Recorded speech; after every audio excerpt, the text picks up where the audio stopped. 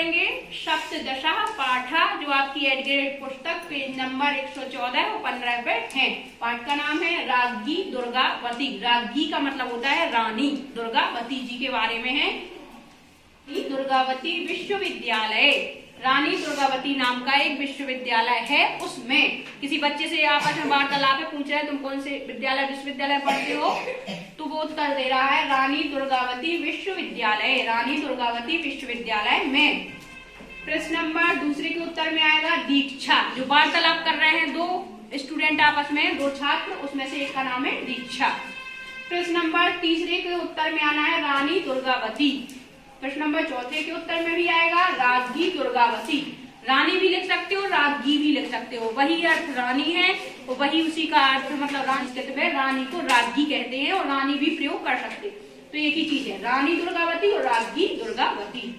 प्रश्न नंबर 5 के उत्तर का अर्थ होगा रानी दुर्गावत्याः राज्यकाले सर्वत्र संपन्नता आसीत्।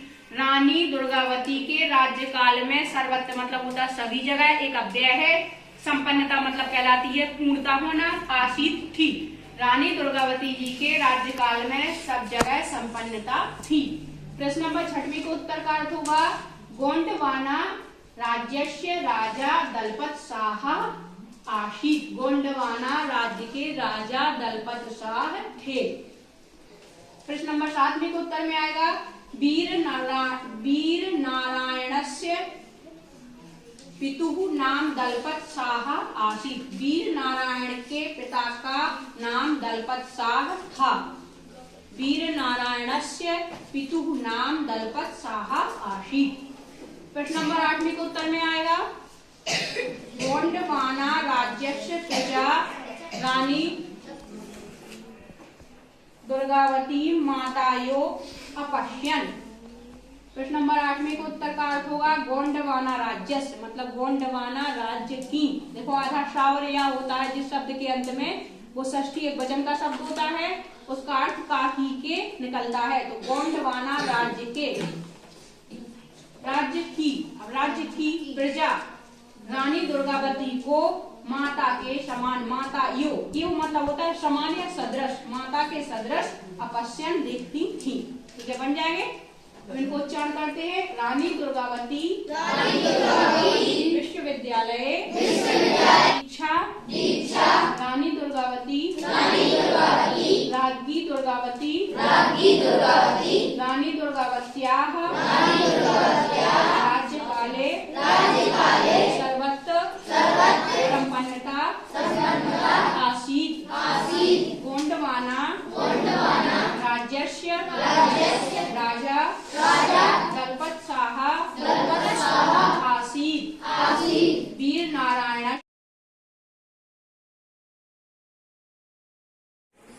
आज हमें पढ़ना है सप्तदशा पाठा। आपके प्रश्न 1 से तक 9 और 10 रह गया था, जो दीर्घोत्तरी प्रश्न है उनको हम पढ़ेंगे, जो आपकी एडग्रेड पुस्तक पेज नंबर 115 पे है।